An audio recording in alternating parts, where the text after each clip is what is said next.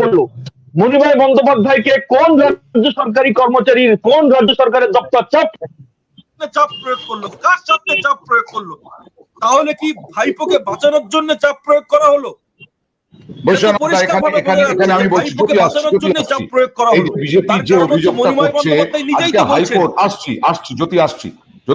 High court আজকে হাইকোর্টের division bench আজকে তলব করেছে এসএসকেএম এর ডিরেক্টরের হলফনামা। আপনি নিশ্চয়ই জানেন যে আমি শুনতে পাচ্ছি না, এটা নেটওয়ার্ক ইস্যু হচ্ছে।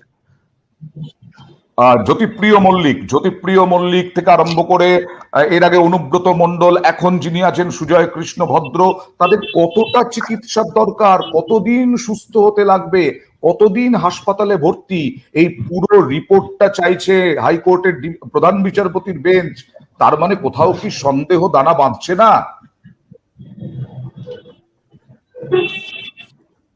বৈশ্বনাথ দা,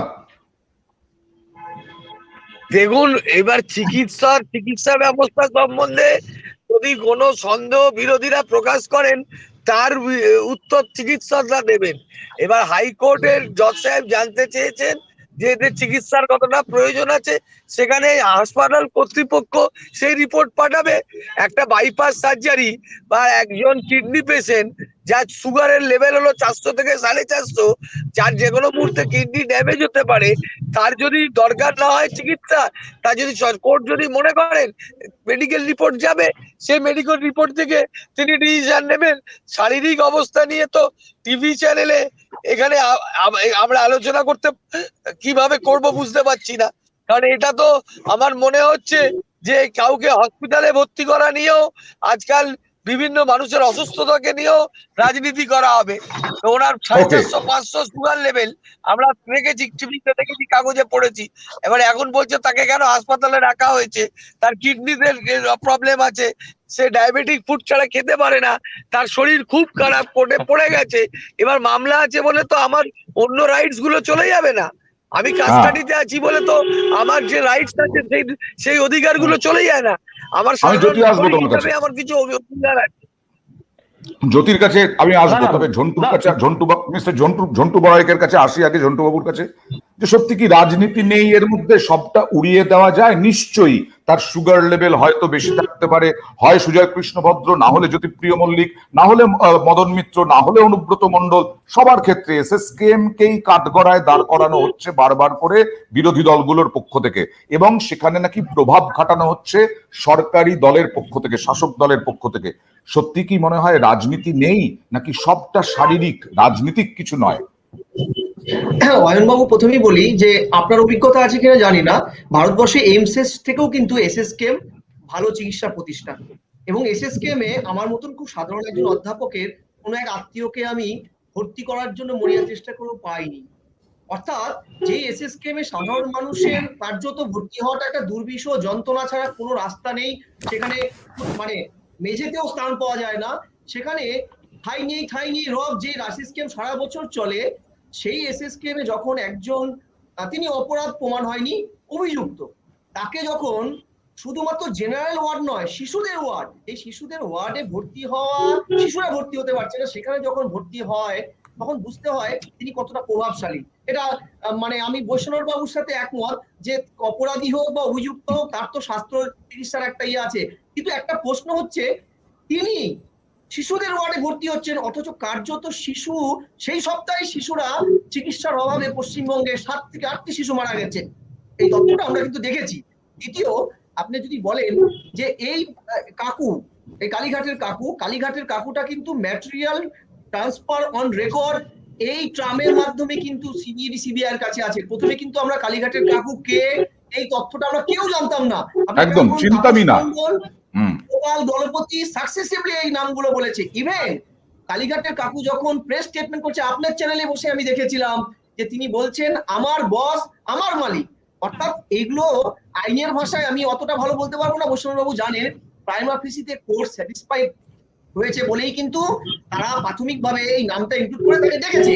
এবার প্রশ্ন হচ্ছে, বৈষ্ণববাবু একদম ঠিক বলেছেন, সত্যি তো এই কেস চলাকালীনই তো যে হাইকোর্ট অ্যাসপিরেশন দেয় ইডির বিরুদ্ধে, শুধু তাদের দক্ষতাকে নিয়ে, ইন্টিগ্রিটি নিয়ে, ইডির ইন্টিগ্রিটি নিয়ে এই সিনা কিন্তু প্রশ্ন করেছিল। Even she has been sensing that smell, একটা বাজে গন্ধ পেয়েছিল ইডির অ্যাক্টিভিটিতে। অর্থাৎ ইডির যোগ্যতা নিয়ে কিন্তু আমরা কেউ প্রশ্ন করিনি, ইডির যোগ্যতা নিয়ে প্রশ্ন করতে স্বয়ং হাইকোর্ট। এবার প্রশ্নটা হচ্ছে কালীঘাটের কাপড়ে ভয়েস স্যাম্পল নিয়ে আদৌ কি হবে, কতদিন আমরা আবার অপেক্ষা করব, কত জল ঘোলা হবে, এটা মানুষ কিন্তু বিরক্ত। আলটিমেট মানুষ দেখতে চায় শেষটা কোথায়, বৃত্তটা কবে কমপ্লিট হবে, কালীঘাটের কাকু নাকি তার উপরে কেউ আছে, একটা তো এন্ড হোক। প্রতিদিন এই রসুন সন্ধ্যায় বাঙালি, এটাই হচ্ছে বিষয়। মানে তৃণমূল বলছে অন্য কিছুতে না পেরে, উন্নয়নে না পেরে, কিছুতে না পেরে, মমতা বন্দ্যোপাধ্যায়কে কিছুভাবে না করতে পেরে, পরাজিত না করতে পেরে বিজেপি, সিবিআই, ইডি এখন খড়কুটো। এই কিন্তু সিবিআই, ইডি ভৎসনা খাচ্ছে, বারবার ধমক খাচ্ছে, আর সিবিআই, ইডি কিছুই কনভিকশন এখনো পর্যন্ত করতে পারছে না। তৃণমূলও বলছে, আমরাও তো দেখছি, এবং ঝন্টুবাবু যেটা বললেন যে সত্যি তো, এখনো পর্যন্ত শেষ কোথায় চাকরি প্রার্থীরাও জানেন না। জ্যোতি, হ্যাঁ, আমি তো ওইটাই বলছি যে দেখুন, বৈষ্ণবদা বলছিল না যে রাইট টু লাইফ, হ্যাঁ, right to life is the fundamental right. আমিও মানি, আপনিও মানবেন, সবাই মানবে, ঝন্টুদা মানবে। কিন্তু বিষয়টা হচ্ছে, যখন ইডির আধিকারিকরা মনিভাই বন্দ্যোপাধ্যায়ের কাছে গিয়ে বলছে, মনিভাই বন্দ্যোপাধ্যায়টা কে? পিজি হসপিটালের ডাইরেক্টর। তার কাছে গিয়ে যখন বলছে যে এনার যে কেস স্টাডি, অর্থাৎ হেলথের যে আপনার মানে প্রিভিয়াস হিস্ট্রি, সেই রেকর্ডটা দিন, সেই রেকর্ডটা দিতে সমস্যাটা কোথায় ছিল? ইডি তো ডাইরেক্টলি অমৃতা সিনহার আদালতে গিয়ে বলেছে যে আমরা যখন এই হিস্ট্রি চাইছি, কেস হিস্ট্রি চাইছি, তো সেই হিস্ট্রিটা দিতে মনিভাই বন্দ্যোপাধ্যায়ের সমস্যা কোথায়? তখন তো মনিভাই বন্দ্যোপাধ্যায় স্ট্রিক্টলি বলছেন, সরাসরি বলছেন যে আমার পরে চাপ ছিল। চাপটা তাহলে কে দিয়েছিল? চাপটা কি তাহলে আপনার, ওনার উপরে আর কে থাকতে পারে? রাজ্য সরকারের নবান্ন দপ্তর ছাড়া, স্বাস্থ্য দপ্তর ছাড়া স্বাস্থ্যমন্ত্রী কে? তাহলে তাকে তো দায়িত্বটা নিতে হবে। যে এইবার এই জায়গায় তো ঠাকুর করে কে রে, আমি তো কলা খাইনি, এই জায়গা থেকে তো স্পষ্ট হয়ে যাবে। এই জন্য আপনি বুঝতে পারছেন না যে কাকুর যদি কণ্ঠস্বর হয়, আর আগে তো আমরা বীরেন্দ্র কৃষ্ণ ভদ্রের মানে আছে মহালয়ার সময় তার কণ্ঠস্বর শোনার জন্য অপেক্ষা করতাম, এখন তো সুজয় কৃষ্ণ ভদ্রের কণ্ঠস্বরের জন্য বলছে বৈশ্বনাথদা, কার নির্দেশে সুজয় কৃষ্ণ ভদ্র এতদিন ধরে হাসপাতালে ভর্তি? কার নির্দেশে সুজয় কৃষ্ণ ভদ্রকে এসএসকেএম ছাড়তেই পারছিল না? মণিময় বন্দ্যোপাধ্যায় নাকি বিজেপি বলছে যে প্রকাশ্যে বলেছেন। তাহলে কি সত্যি কারো নির্দেশ আছে, কারো নির্দেশ ছিল সুজয় কৃষ্ণ ভদ্রকে এসএসকেএম এ কোনোভাবে না কোনোভাবে রেখে দিতে হবে? দেখুন, এই ধরনের মন গড়া কথার কি আমি উত্তর দেবো?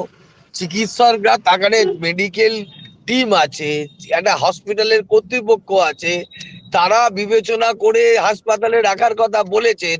এবার যদি তারা বলে যে চিকিৎসকরাও রাজনৈতিক দলের সদস্য, তারা বাঁচাতে কাউকে এখানে হাসপাতালে রেখে দিয়েছেন, তাহলে তো চিকিৎসকদের চেষ্টাটিকে চ্যালেঞ্জ করা হয়।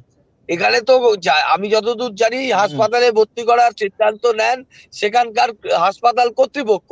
এবার হাসপাতাল কর্তৃপক্ষ একটা সিদ্ধান্ত নিল, সেই সিদ্ধান্তটা রাজনৈতিক দলের লোকেরা বলছে যে সিদ্ধান্তটা কাউকে ফেভার করার জন্য নেওয়া হয়েছে। তাহলে তো হাসপাতালের চিকিৎসক বা যারা হাসপাতাল কর্তৃপক্ষ তাদের উপরে আঙুল তোলা হয়। এটা আসলে বিরোধীরা বলার সুযোগ পাচ্ছে এই কারণে না বিশ্বনাথদা, যে শান্তনু বন্দ্যোপাধ্যায়, কুন্তল ঘোষ, তাপস মণ্ডল, এদের গলাতেও তো সুজয় কৃষ্ণ ভদ্রর নাম ছিল, কালীঘাটের কাকুর নাম ছিল। সেইখানেই তো আরো বেশি করে উঠে আসছে এই সন্দেহটা বিরোধীদের মধ্যে। এবার আপনি একজনের কো-অ্যাকিউজডের স্টেটমেন্টকে আপনি এভিডেন্সিয়ারি কি ভ্যালু দেবেন? যিনি এই কেসের অ্যাকিউজ, যিনি আর অন্য এই কেসের অভিযুক্ত, যার বিরুদ্ধে অভিযোগ আছে, তিনি একটা স্টেটমেন্ট করে যদি বলে যে আমি প্রসন্ন রায়ের বাড়ি থেকে যেরকম দলিলের কপি পাওয়া গেছিল দিলীপ ঘোষের, তখন ওরা বললে যে প্রসন্ন রায়ের কাছ থেকে পাওয়া গেছে, এটা কোনো খারাপ কিছু না। তাহলে কো-অ্যাকিউজডের স্টেটমেন্ট, কো-অ্যাকিউজডের মুখ থেকে কারোর নাম বেরোলে, যার নাম বেরোচ্ছে সেই যে বিরাট কোনো অপরাধী, এটাও কিন্তু আইন বলছে না। আমি পলিটিক্যালি এটা বলছি যে সুজয় কৃষ্ণ ভদ্রর হয়ে কিন্তু আমি রিপ্রেজেন্ট করতে আসিনি, আমি তৃণমূল কংগ্রেসের থেকে রিপ্রেজেন্ট করতে এসেছি। কিন্তু যেহেতু আমি একজন আইনজীবী, যেহেতু আপনি যেহেতু আইনের প্রশ্ন তুলছেন, সেহেতু আমি এই উত্তরটা দিচ্ছি যে কোনো আসামির মুখ থেকে বক্তব্য আসা মানে, অভিযুক্তর মুখ থেকে আসা মানে তার বিরুদ্ধে অভিযোগ প্রমাণ হয় না। তার মানে এটা রাজনীতিতে কিছু নেই, রাজনীতির কিচ্ছু নেই জ্যোতি। এ নিয়ে রাজনীতি করা হচ্ছে লোকসভা নির্বাচনের আগে জাস্ট খড়কুটোর মতো ধরার জন্য। এর মধ্যে রাজনীতির কিছু নেই, সবটাই স্বাস্থ্য শারীরিক বিষয়। না, আমি তো ওইটাই বললাম যে তীর্থঙ্কর ঘোষের ওই রায়টা আপনারা পড়ুন। ওই রায়ে তীর্থঙ্কর ঘোষ মাননীয় বিচারপতি উনি বলেছেন যে যদি কোনো কোয়েরসিভ অ্যাকশন এগেনস্ট অভিষেক ব্যানার্জির বিরুদ্ধে নিতে হয় তাহলে আপনারা পিএমএল অ্যাক্টের আর্টিকেল আপনার 19 যেটা 19টা ফলো করবেন। পিএমএল অ্যাক্টের আর্টিকেল 19 কি, সেটা হচ্ছে যে এই যে কো-অ্যাকিউজ, যেটা একটু আগে বৈশ্বনাথ দা বলছিলেন, এই কো-অ্যাকিউজের সঙ্গে অভিষেক বন্দ্যোপাধ্যায়ের সম্পর্কটা কি? আপনারা চাইলে তো ইডিতে অ্যারেস্ট করতেই পারে, তার কারণ যদি ডুবিয়াস ট্রানজাকশন করে থাকে কোনো একটা কোম্পানি, তো সেই কোম্পানির কোনো একটা ডাইরেক্টর যদি অ্যারেস্ট হয় তো সেকেন্ড ডাইরেক্টর কেন অ্যারেস্ট হবে না? তখন কোশ্চেনটা আসে যে যে মেন অ্যাকিউজ তার সাথে অভিষেক বন্দ্যোপাধ্যায়ের সম্পর্কটা কোথায়? তখনই ইডি বলে যে আমরা ভয়েস স্যাম্পল টেস্ট করতে চাই। সেই জায়গাটা তো মুশকিল, সেই জায়গায় দাঁড়িয়ে তো লিঙ্গারিং করা, সেই জায়গায় দাঁড়িয়ে তো হাসপাতাল কর্তৃপক্ষ বারবার করে মানে কাকুকে কোথাও পেরিয়ে মানে আপনার শিশুদের বেডে ঢুকিয়ে দিচ্ছে, কোথায় লিঙ্গারিং করছে, একের পর এক আপনার কেসটাকে লিঙ্গার করার চেষ্টা করা হচ্ছে। ঝন্টুবাবু কিছু বলতে চাইছেন? আমি অয়নবাবু একটু সংশোধন করে নিই, একটু ভুল ইনফরমেশন যাচ্ছে। ভয়েস স্যাম্পলটা কাজ করতে চেয়েছে, অ্যানালাইসিস করতে চেয়েছিল এই লজিকে কালীঘাটের কাকু অ্যারেস্ট হওয়ার কিছুদিন আগে একটা ফোনে কোনো একজনকে নির্দেশ দিয়েছিল সমস্ত ডেটা মুছে ফেলতে চাকরি সংক্রান্ত।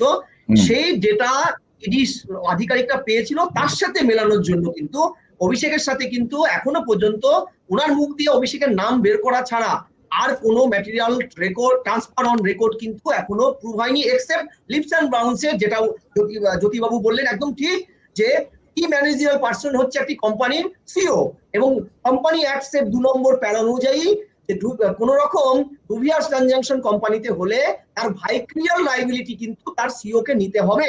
অলদো যদি সিও যুক্ত না থাকেন তাও কিন্তু পিএলএম অ্যাক্টে পরিষ্কারভাবে ভাইক্রিয়াল লাইবিলিটি দিতে হবে। তাহলে সেক্ষেত্রে যদি একই অপরাধ প্রমাণিত হয়ে কাকু ভিতরে থাকেন, তাহলে বাকি যে 4 জন সিও এন্ড ডিরেক্টর এরও কিন্তু একই জিনিস বর্তায় যদি ভবিষ্যতে সেটা প্রমাণিত হয়। আর বলি এই যে 26 অক্টোবর এখানে স্বর পরীক্ষার জন্য কাকু কিন্তু নিজে একদম সম্মত হয়েছিল, হাসপাতাল কর্তৃপক্ষ সম্মত হয়েছিল। সেই সময় এমএসভিপি ডক্টর পীযূষ কুমার রায় ঝাঁপিয়ে পড়ে কিন্তু এই স্বর পরীক্ষাটা আটকান।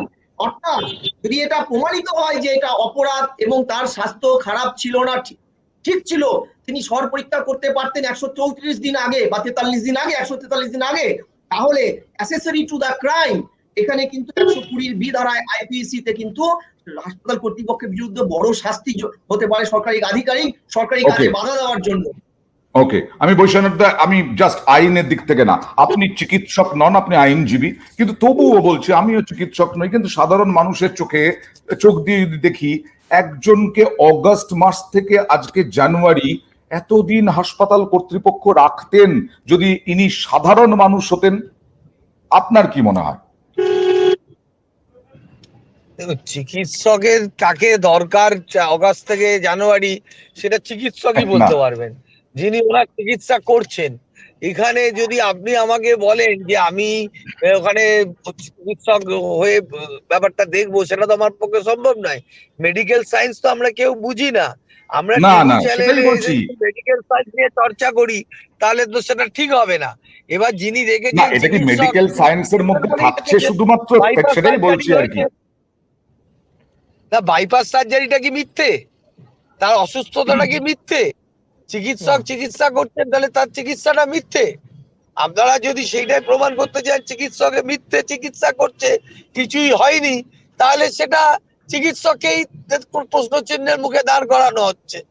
আমার মনে হয় হাসপাতাল কর্তৃপক্ষ বুঝেছিলেন বলেই, সেখানে মেডিকেল বোর্ড বুঝেছিলেন বলেই, মেডিকেল টিম বুঝেছিলেন বলেই তাকে হাসপাতালে রাখা হয়েছে।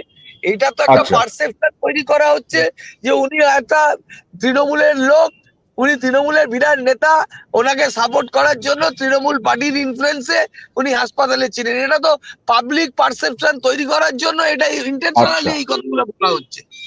একদম বিরোধী এবং তার সঙ্গে সংবাদ মাধ্যমের একাংশ পারসেপশন ক্রিয়েট করছে। জ্যোতি, তোমরা পারসেপশন ক্রিয়েট করছো। সুজয় কৃষ্ণ ভদ্র সত্যি তৃণমূলের কোনো সদস্য নন, তৃণমূলের একদম নিচু লেভেলের সদস্য নন, আর হাসপাতালের ডাক্তাররা তো বলতে করতেই পারেন। না উনি তো ভাই, উনি তো কাকু। ওই যে বলছিল না কাকু আমার আমার বসকে কেউ ছুতে পারবে না, তো ওই জায়গায় তো কানেকশনটা তো এই জায়গায় যে উনিও যে কোম্পানির ডাইরেক্টর ছিলেন, মাননীয় অভিষেক বন্দ্যোপাধ্যায় সেই সেই কোম্পানির ডাইরেক্টর আর প্রেজেন্ট সিইও, এই জায়গায় তো কানেকশন। বিষয়টা হচ্ছে শুনুন, এই যে মণিভাই বন্দ্যোপাধ্যায়, আমি যার নাম করছি, এই মণিভাই বন্দ্যোপাধ্যায় মুখ্যমন্ত্রীর ভুল চিকিৎসা করেছিলেন। ভুল চিকিৎসা করার পরেও তার বিরুদ্ধে কেন একটা তদন্ত হলো না, তার বিরুদ্ধে কেন ব্যবস্থা গ্রহণ করা হলো না? এই পিজি হসপিটালে কুকুরের ডায়ালিসিস হয়, এই পিজি হসপিটালের প্রত্যেকটা তৃণমূল নেতা যখনই অ্যারেস্ট হয়, বুকে ব্যথা হয় না, যে কোনো কিছু করে ওখানে গিয়ে ভর্তি হয়ে যায়, অথচ সাধারণ মানুষ বেড পায় না। আমি ঝন্টুদার সাথে পুরোপুরি ভাবে একমত। আমাদের প্রচুর ওখানে যায় পেশেন্ট, তারা ভর্তি হতে পারে না, রাস্তায় শুয়ে থাকে, সেখানে দাঁড়িয়ে তৃণমূলের নেতাগুলো ওখানে গিয়ে বেড পেয়ে যাচ্ছে। এবং একের পর এক আপনার এই যে মণিভাই বন্দ্যোপাধ্যায় যেখানে স্বয়ং বলছেন আমার পরে প্রেশারাইজ করা হয়েছে, এর থেকে তো পরিষ্কার হয়ে গেছে তাকে কিল করার চেষ্টা করা হয়েছে। কার সাথে চেষ্টা করা হয়েছে, কিসের জন্য চেষ্টা করা হয়েছে? সাধারণ মানুষগুলো যেখানে বেড পায় না, সেখানে মণিভাই বন্দ্যোপাধ্যায় বলছে যে আমাকে চাপ প্রয়োগ করা হয়েছে। তাহলে কে চাপ প্রয়োগ করলো? এই মণিভাই বন্দ্যোপাধ্যায়কে তদন্তের আওতায় আনা উচিত। বৈশ্বনাথ দা, হ্যাঁ হ্যাঁ, আমি কথাটা শুনতে পেলাম না। মণিময় বন্দ্যোপাধ্যায়কে চাপ দেওয়া হয়েছে। মণিময় বন্দ্যোপাধ্যায় হচ্ছেন আপনাদের তুরুপের তাস এসএসকেএম এ। এটা কে বলছে, বিজেপি না অন্য কেউ? তাহলে বিজেপি। যাকে চাপ দেওয়া হয়েছে তিনি কি বলছেন যে আমাকে চাপ দেওয়া হয়েছে? এটা তো আমি তিনি বুঝতে পারছি বলেছেন, না। তিনি বলছেন আমাকে চাপ দিয়ে ওখানে রাখা হয়েছে ওখানে। তিনি বলেছেন কোথায় আমাকে বলেছেন? প্রেশারাইজ করা হয়েছে। আজকে মুখ্যমন্ত্রী বৈশ্বনাথ দা, মুখ্যমন্ত্রী, আমি বলছি আপনাকে, মুখ্যমন্ত্রীর ভুল চিকিৎসা করা হলো, তার বিরুদ্ধে কেন একটা তদন্ত বসলো না? তার বিরুদ্ধে কেন ব্যবস্থা গ্রহণ করো না? মুখ্যমন্ত্রী তো আমাদেরও সম্পদ, মুখ্যমন্ত্রী তো বাংলার সম্পদ। কোন কথা থেকে কোন কথায় যাচ্ছেন? আপনি বললেন যে ওনাকে চাপ দিয়ে সুজয় ভদ্রকে ওখানে রাখা হয়েছে, আর এখন বলছেন উনি ভুল ইডি চিকিৎসা ইডি করেছেন। কোর্টে বলেছে, ইডি কোর্টে দাঁড়িয়ে বলেছে, ইডি কোর্টে বলেছে যে তাহলে এরকম ভাবে মণিভাই বন্দ্যোপাধ্যায় স্টেটমেন্ট দিয়েছে। তাহলে ইডিটাই তাহলে বেদবাক্য হয়ে যাক। স্টেটমেন্ট বিফোর পুলিশ, এর এভিডেন্সিয়ারি ভ্যালু নেই। আমি পুলিশের কাছে কি বলেছি না বলেছি, পুলিশের ওটা ডেস্ক ওয়ার্ক হয়, এজেন্সির ওটা ডেস্ক ওয়ার্ক। ওরা ডেস্কে বসে নিজেদের মতো করে স্টেটমেন্ট লেখেন। আদৌ বলেছে কিনা যতক্ষণ না জজ সাহেবের সামনে বলছে এর কোনো ভ্যালু নেই। ওনাকে চাপ দিয়ে ওখানে রাখা হয়েছে, এই কথাটা তো আপনি ওনার মুখে বসাচ্ছেন। উনি কোনো জায়গায় দেখাতে পারবেন উনি বলেছেন? কোন টিভি বাইট দিয়েছেন বা কোনো জায়গায় বলেছেন যে আমাকে চাপ দেওয়া হয়েছিল যে এদেরকে এই হাসপাতালে রাখতে হবে, এরকম কোন বিবৃতি আপনাদের? না ঠিক আছে, জ্যোতি এই কুণাল সুজয় কৃষ্ণ ভদ্রর কণ্ঠস্বরের নমুনা পেল ইডি, তাতে তোমাদের কি লাভ হলো বলো তো? না আমাদের কিছু লাভ নেই তো। বাংলার মানুষের লাভ মানে আমাদের লাভ, বাংলার মানুষের লাভ মানে তো আমাদের লাভ। এখানে সবারই লাভ, বৈষ্ণব দা থেকে শুরু করে ঝন্টুদা থেকে শুরু করে সবার। তার কারণ এই যে প্রক্রিয়া চলছে এটা কনক্লুশন হোক, এর শেষ হোক, সেটা তো আমরাও চাইছি, বাংলার মানুষ চাইছে, যারা যারা বঞ্চিত তারা চাইছে। তো সেখানে দাঁড়িয়ে আমাদের কোনো মানে লাভের কিছু নেই। দেখুন আমাদের নেতা নরেন্দ্র দামোদর দাস মোদী, আমাদের একটা আদর্শ রয়েছে। সুতরাং কে অ্যারেস্ট হলো বা কে এই হলো, আমাদের হচ্ছে ন্যায় দেওয়ার পক্ষে। আমরা বাংলার মানুষকে ন্যায় দেওয়ার পক্ষে, আমরা ন্যায়টা হোক এটা আমরা চাই।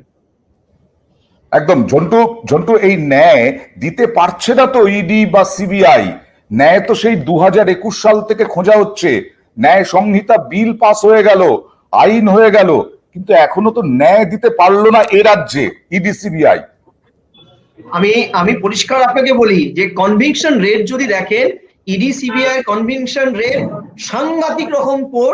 এবং আপনাকে যদি আমি আরেকটা স্পেসিফিক খবর বলি, 14 সালের পর থেকে ইডির কনভিকশন রেট কিন্তু 2%, আর কনভিকশন রেট সিবিআই এর যেখানে একটু ভালো 64%। অর্থাৎ সত্যি কথা বলতে পশ্চিম ভারতবর্ষে ইডি সিবিআই এর মতন এক্সট্রিম সংস্থাগুলো কার্যত একটা পলিটিক্যাল উইংসে পরিণত হয়েছে। এটা যেমন বাস্তব সত্য, আবার এটাও বাস্তব সত্য এই যে জুডিশিয়ারি ভার্সেস হাসপাতালের কথাগুলো হচ্ছে, এই জুডিশিয়ারি কিন্তু এখন বোঝার সময় চলে এসছে যে বোনাফাইড যে অপরাধীরা, চোরেরা, লালু প্রসাদের মতন, তারা যেন হাসপাতালকে ব্যবহার করে আতুর ঘর করে এখানে শেল্টার হাউস, সেফেস্ট হাউস না করে তোলে, কারণ তাতে দুটো একটা হচ্ছে Okay. অপরাধীদের দিনের পর দিন বিচার ব্যবস্থা থেকে বাঁচিয়ে রাখা যাবে, আর দ্বিতীয় হচ্ছে সাধারণ মানুষ, শিশুরা তারা বেড পাবে না, চিকিৎসা পাবে না। ফলে দুটো অ্যাসপেক্টে কিন্তু অয়নবাবু সাংঘাতিক এই মুহূর্তে, কারণ ইডি সিবিআই কিন্তু লাস্ট 9 বছরে গ্রেট ফেইলিয়ার পার্ট হিসাবে ভারতবর্ষে কিন্তু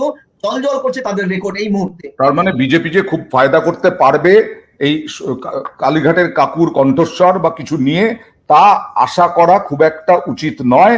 এখানে উন্নয়নটাই আসল কথা হয়ে দাঁড়াবে আগামী লোকসভা নির্বাচনে। অনেক ধন্যবাদ আমাদের সঙ্গে আলোচনায় যোগ দেওয়ার জন্য। শেষ করছি আজকে জনতার দরবার, আবার দেখা হবে কাল।